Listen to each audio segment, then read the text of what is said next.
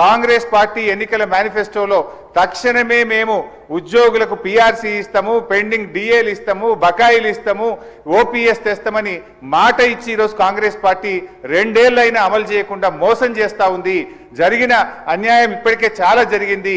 తక్షణమే ఇప్పటికైనా ఉద్యోగులకు, రిటైర్డ్ ఉద్యోగులకు, పోలీసులకు ఇచ్చిన హామీకి కట్టుబడి మేలు చేయండి అని చెప్పి మీ ద్వారా ఆర్థిక మంత్రి డిప్యూటీ సీఎం గారిని నేను కోరుతా ఉన్నా అధ్యక్ష. అధ్యక్ష, గౌరవ సీనియర్ శాసనసభ్యులు హరీష్ రావు గారు ప్రస్తావన చేసిన అంశాలన్నిటిని కూడా నోట్ చేసుకున్నాం అధ్యక్ష. కానీ సభ దృష్టికి కొన్ని విషయాలు ఈరోజు హరీష్ రావు గారు వారి పార్టీకి సంబంధించి ఉద్యోగస్తుల గురించి, వారి సంక్షేమం గురించి మాట్లాడుతున్నారంటే ఏ విధంగా ఉందంటే దయ్యాలు వేదాలు వలికినట్టు ఉంది అధ్యక్ష. ఉద్యోగస్తులకి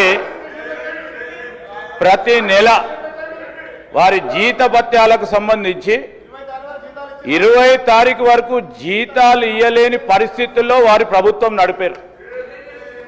ఇప్పుడు వారి ఉద్యోగస్తుల గురించి మాట్లాడుతూ ఉన్నారు అధ్యక్ష.